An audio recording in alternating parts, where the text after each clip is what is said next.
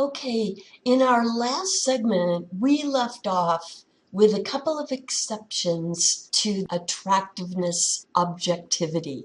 So we're looking at a few exceptions where judgments of attraction can actually be subjective.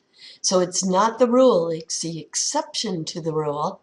And we looked at culture, we looked at strong likability. We're going to add a couple more to that list, starting here with reactance. So our judgment of others' attractiveness can also increase in situations where our chances of partnering up are getting more and more limited. In a fun and creative study, Jamie Pennebaker and his colleagues found that the girls all get prettier at closing time. Men rated women as more attractive the closer it got to closing time at bars. After systematically ruling out blood alcohol level, they theorized that this was because of reactance. Reactance is a psychological term for how people reassert themselves when a valued freedom is threatened. They tend to act in a way that makes them feel they have more freedom. This, the girls get prettier at closing time effect, was later only found to occur for patrons who were not in a committed relationship, which also supports reactance theory. Now, people differ on reactance, to what degree they tend to react when they feel that their freedom is threatened. And this brings us to questionnaire number 13. Your score on questionnaire number 13 is your reactance score. The mean for U.S. students is 45.29. 45.29. Now, if you ever have a kid who you suspect is really high on reactance, what kind of psychology do you think might work best on that child?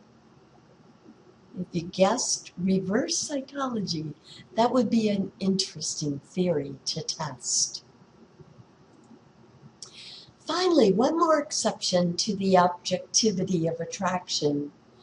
Remember how the girls get prettier at closing time effect was not found with those in a committed relationship? Being in love can blind us to the beauty of others. Social psychologists have found that the more people are in love with their partners, the less attracted they are to others of their sexual preference. This is called love blinders. So we've been talking about physical attractiveness and have established, other than these few exceptions, that it is usually objective. Now, the attraction bias is a powerful one. Attractive people are treated better. They tend to receive lesser sentences for crimes, make more money in the same jobs as their less attractive counterparts, etc. And this all begs the question, why are we such suckers for attraction? And the answer is threefold. First, functional MRIs, that's a brain scan, right, show that we receive the same pleasure viewing an attractive face as we do when viewing a beautiful sunset or a piece of art. Reward areas in the brain are activated by beautiful faces in the same way.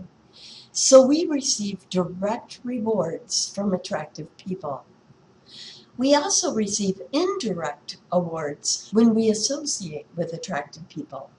The glitter of beauty can rub off on us, so to speak. In one study the authors call the Prince and the Frog study, a relatively unattractive guy was rated as significantly more attractive when he was believed to be dating a beautiful woman. There was a humorous episode of Seinfeld where George kept flashing a model's picture, claiming she was his deceased fiancée for this very purpose. Finally, social psychologists have found a strong and persistent halo effect.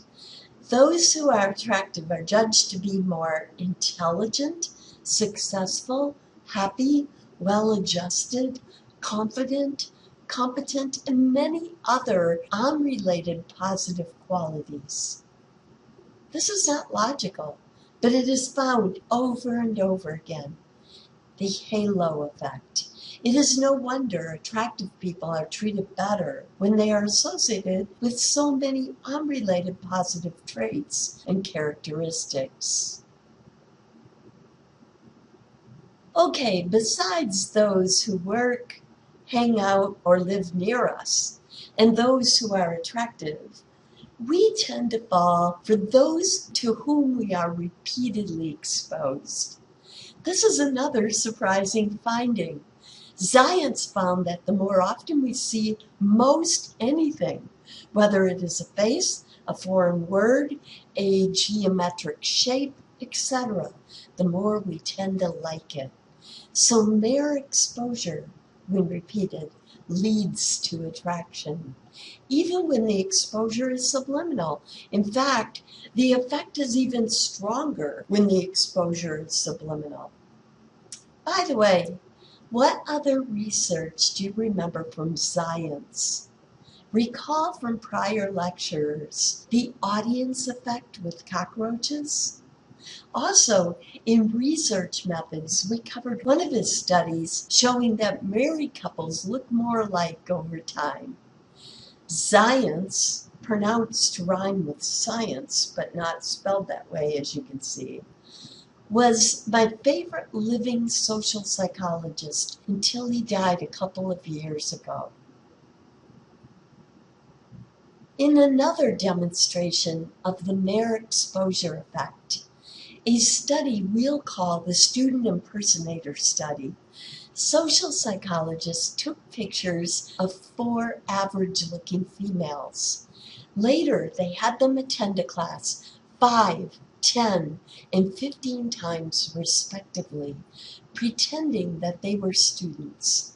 Later, other students in the class rated the photos for attractiveness. The results lined up like ducks in a row. The more classes the women attended, the more attractive students found them to be. This research is just too much fun.